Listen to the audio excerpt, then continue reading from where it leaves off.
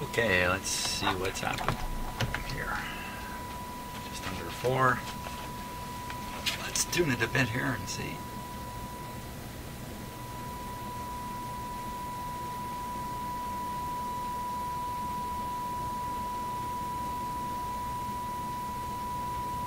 I saw 5.2 go by. Okay, so almost 5.2. Almost 5.3. Let's try the radio tuning itself.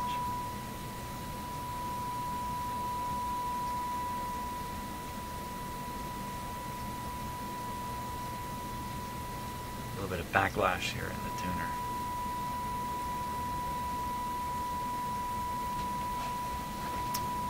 .3. Peak there. A strong peak there. Weak peak there.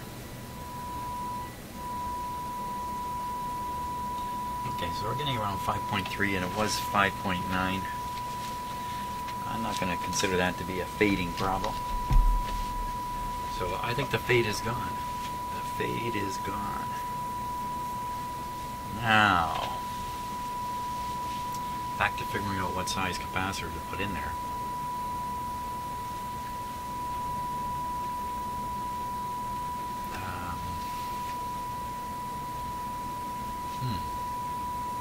Well, let's try some more sizes here.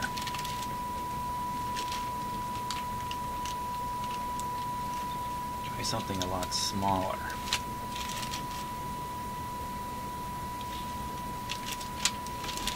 Try a 10. I looked on the internet to see if I could find a hint of what to expect. I really should flip through some of my schematics here too. It's going to vary from radio to radio, I would imagine.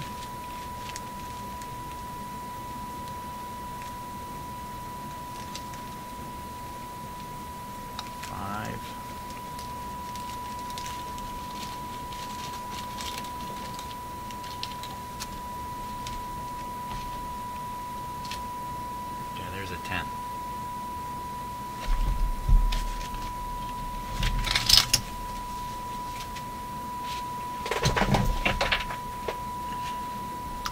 By the way, it's almost 10 o'clock at night now, so that's been running. Let's see how long. 45 minutes. Okay, so this is a 10.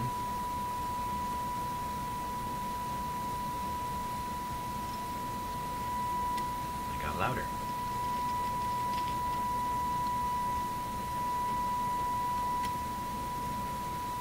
Up to 9. 10 sounds good. Okay, so what I'm going to do is I want to put a 10 in there semi-permanently. So I think I'll shut the power off. Tack this in, leads and all. Just tack it.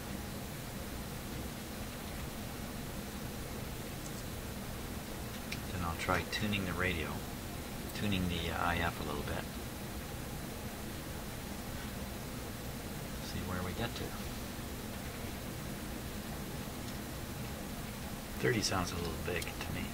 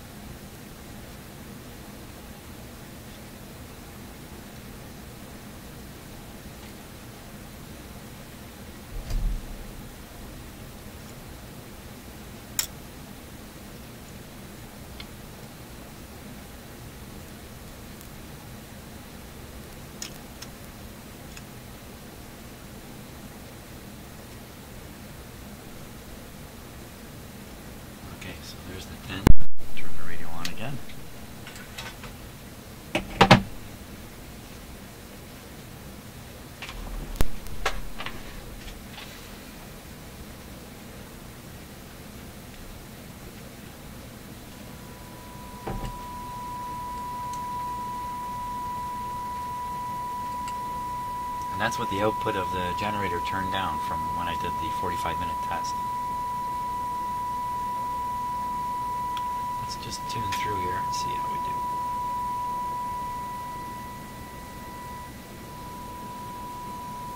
Wow. Wow. Okay, I'll turn the output down.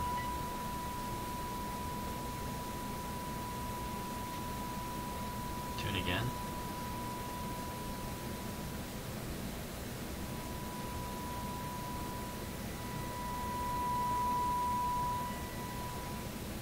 Seems to be 2 peaks. I'll stop at the higher one.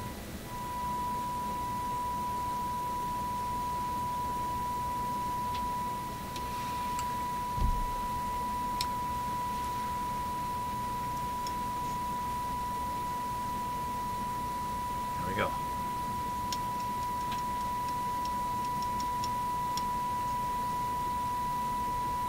Okay, the slug seems to have hit its limit here. Go back. Yeah, the slug's way up at its limit. Okay, so now, is that because that's too big a capacitor or too small? My guess is too small. So take another 10.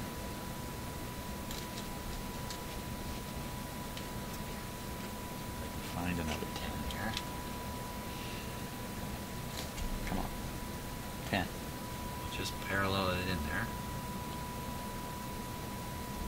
Keep my fingers away.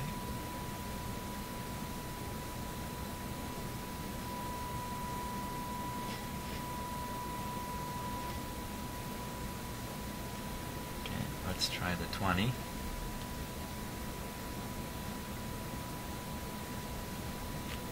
So it'll be a 10 and a 20, so this will be 30.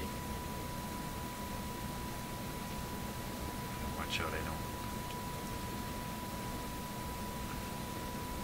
short this against something else. There's long leads here. That's not helping. The thing is, the slug tuning could be way off here. Maybe this may not be an effective way of testing this at all. Let's put an even bigger one in. So this will be a 30 plus the 10 will be 40.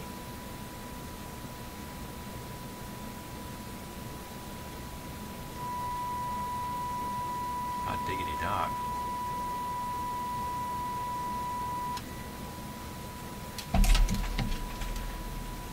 Okay. Where are all my schematics here? Leaf through them and look for some examples. I did that a bit on the internet, you know what, and most of the schematics did not show you the value of those capacitors.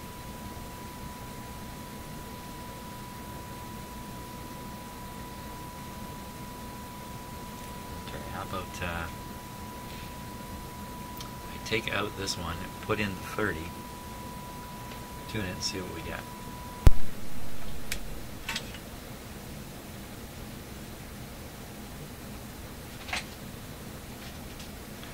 Assumption that the slug can be moved to bring the 30 up.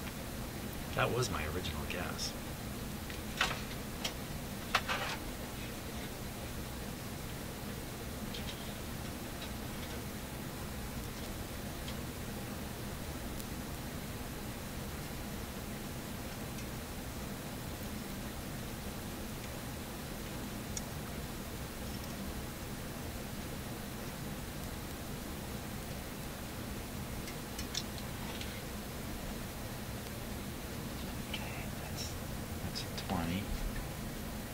What did I do with the 30? 30. Tack that guy in.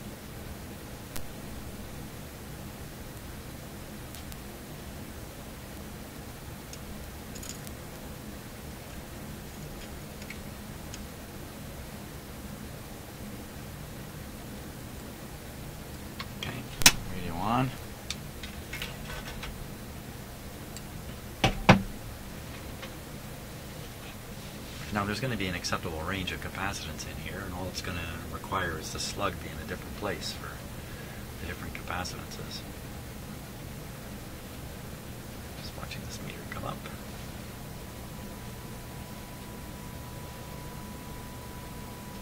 It'd be interesting to stick the 10 across there and see. Maybe I'll do that. Here's the 10.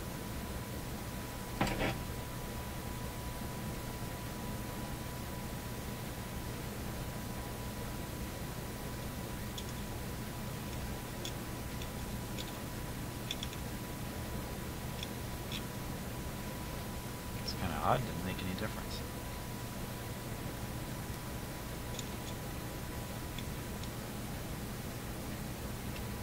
Knocked it down. Okay, it's not quite what I was expecting. I figured 40 was 40. Let's tune this first. Just oh, that's the peak. It's way down. Did I do something wrong there?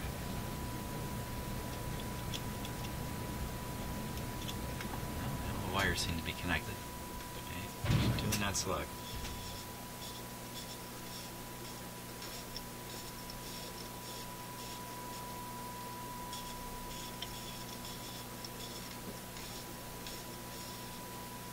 What happened? Okay, so that's the slug in the middle. What happened there? We had a 10 and stuck a 30 across it, given it 40, got a big signal, big voltage. Boy, I hate to do this. Let's do the tap test. Good. Didn't suddenly get louder. Good. Good thing it's not working. Okay.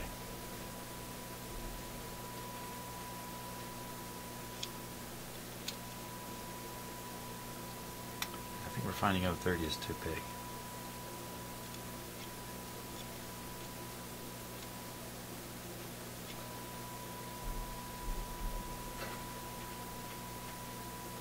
Okay, let's take it out of there. 10 too small, 30 too big. Sounds like 20.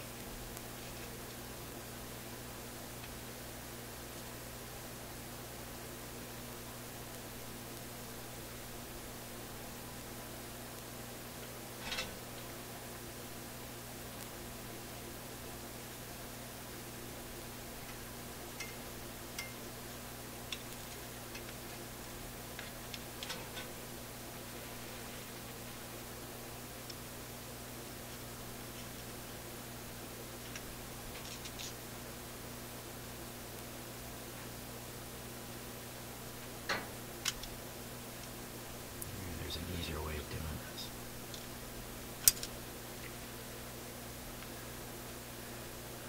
$20.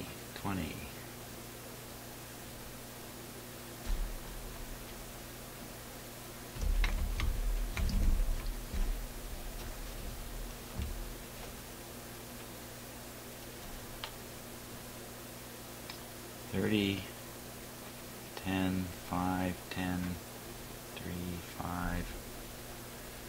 You cannot tell by looking at the physical size of these capacitors.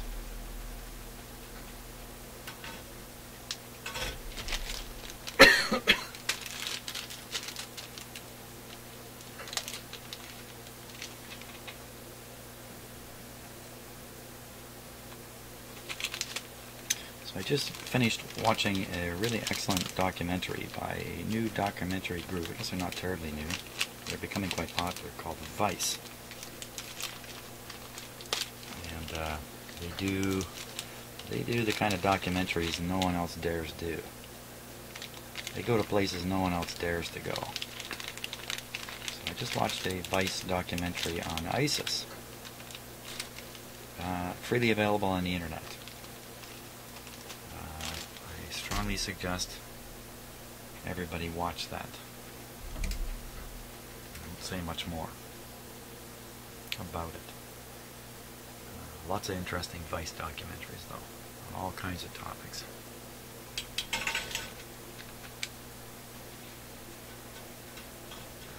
I'm a little low on the solder.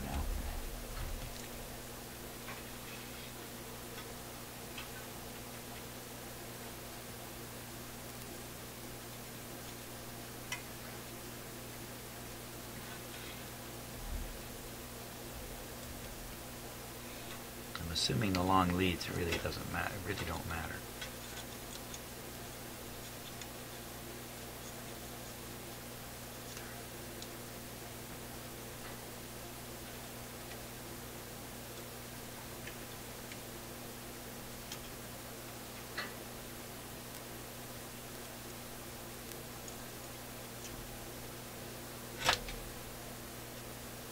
Okay, that's a 20.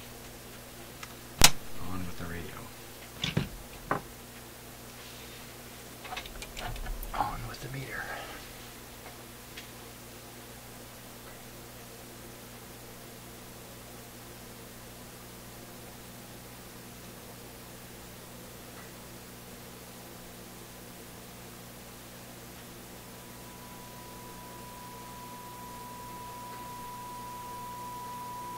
That's a lot better.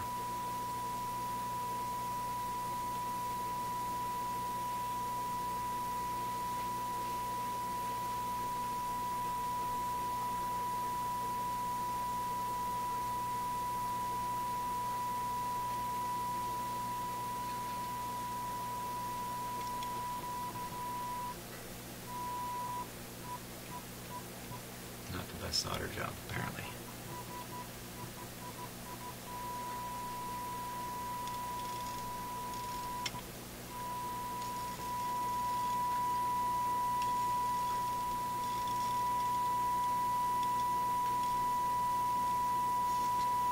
That's pretty good.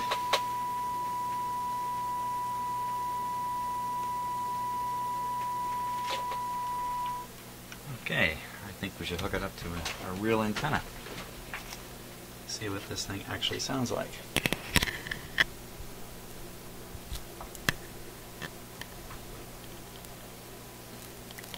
You know, if you watched all these videos where I poked and prodded, and very early on I said, ooh, I think it's the IF.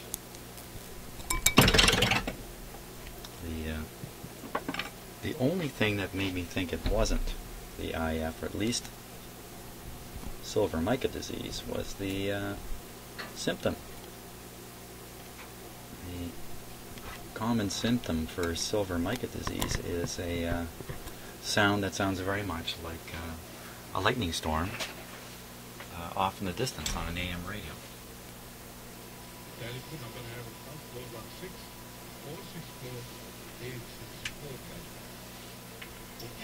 Make this series sort of.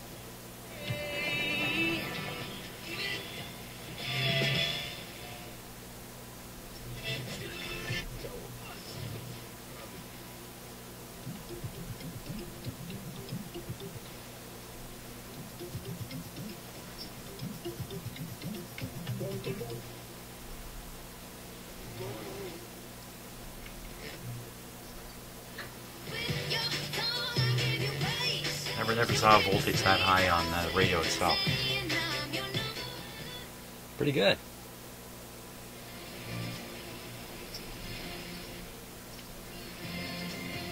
Okay, so I think what I'm going to do now is I'm going to connect in this capacitor short with shortened leads properly, permanently.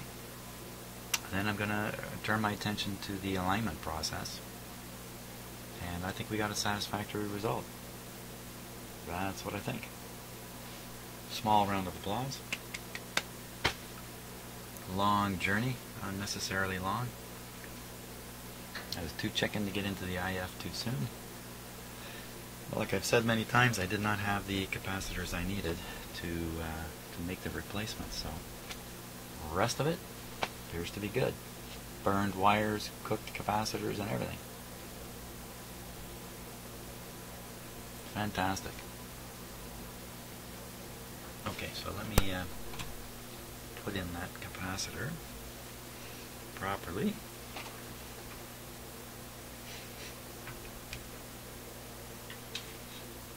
And then we're back to trying to figure out the alignment using the equipment I've got, only in this case I got to get it right. I got to make it work properly. And I apologize, there's many comments that have been made on these few videos and others, of course, in my fleet of videos. I've been ignoring all of it because I just don't have the time to sit and go through them. And often I'm already, 2 videos down the road here. So, okay, let's desolder it.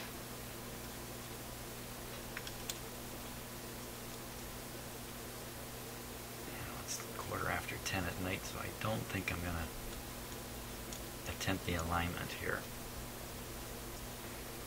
I'll save that for tomorrow morning.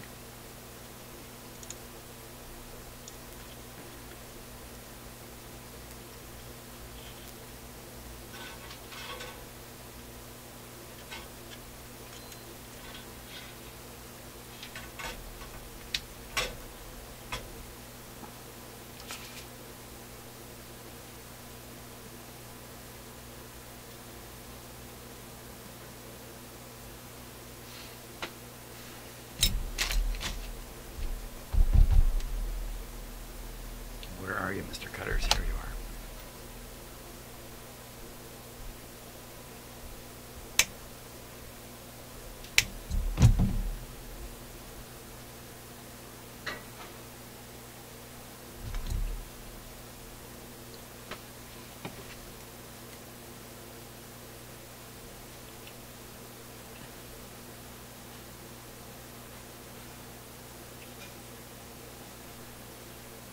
Maybe no voltage right on those pins, but the other ones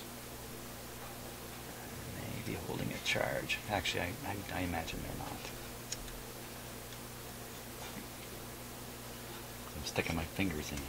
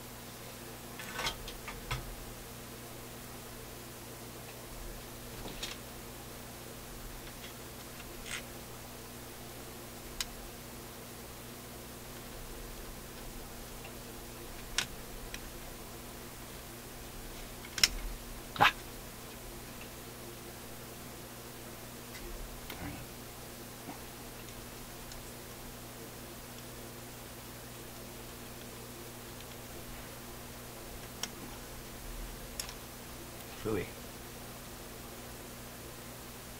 Don't fight me now.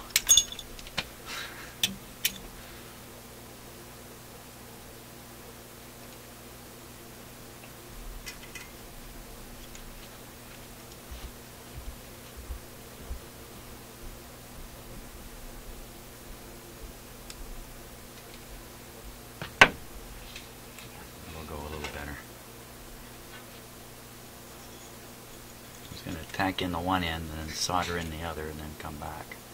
But, oh, come on.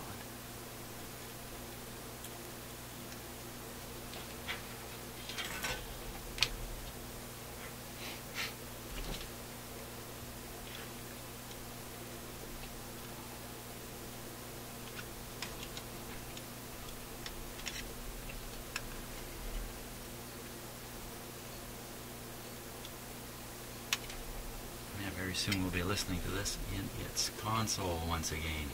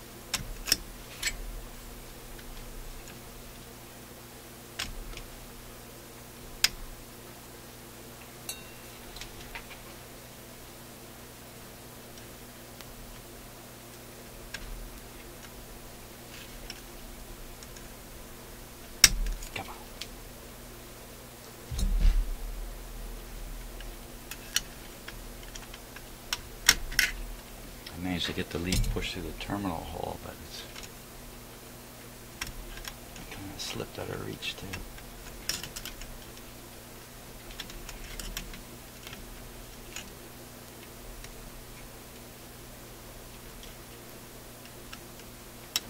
You know what? That's good enough. Good enough. Good enough like that. Now, what about all those other IFs?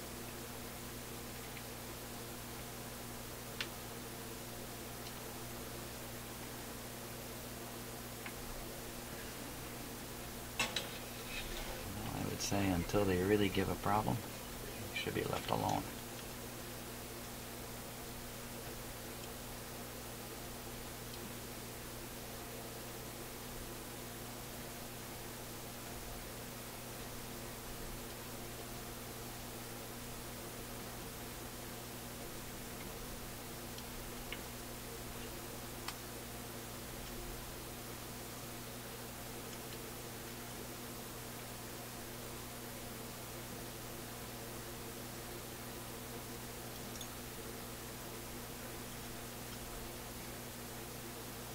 There we go.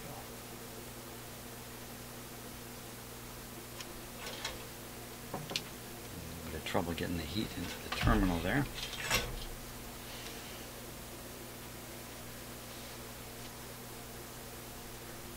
Rock solid. I dropped some solder into the radio. That's not a good thing. Oh, I think I see it right there.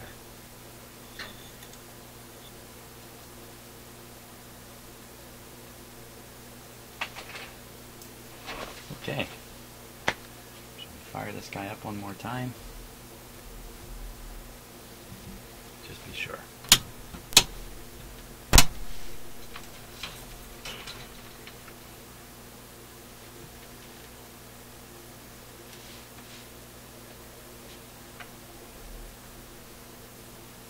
Okay, the volume setting is 2, which is low. We're still on the outdoor antenna. Turn off the signal generator.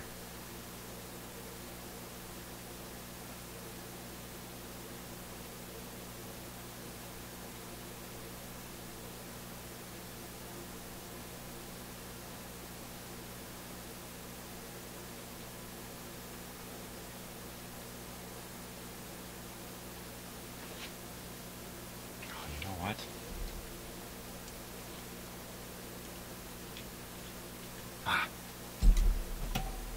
Wire came off while I was soldering the capacitor on. Of course. Why not?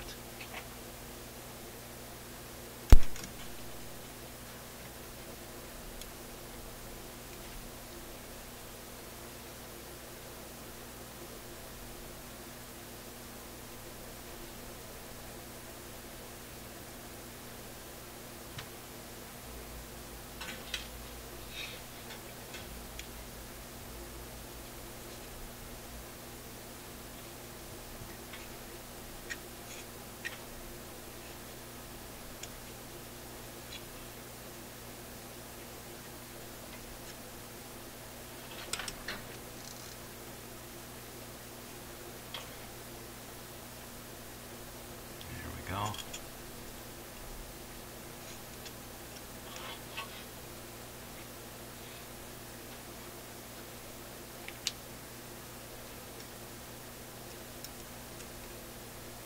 Good show. Okay, let's try this one more time. Kind of a good thing I checked it.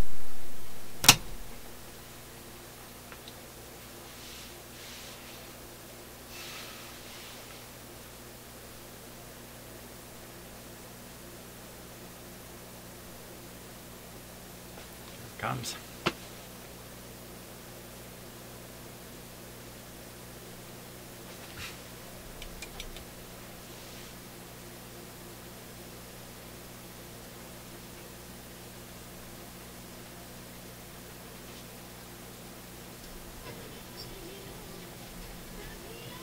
So this is on volume setting 2.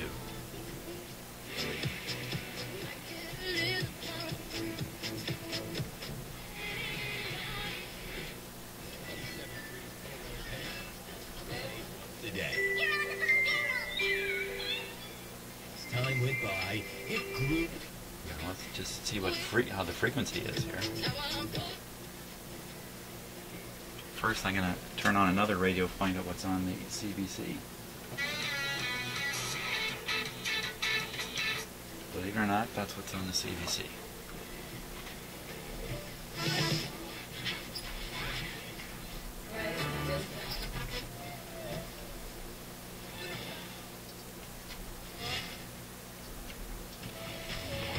Where is it?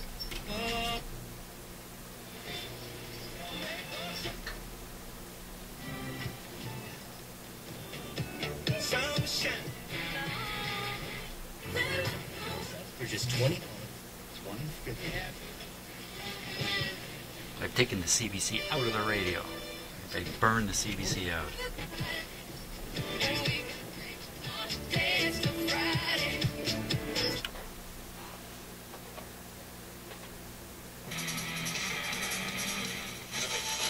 Exactly what you want. Listening.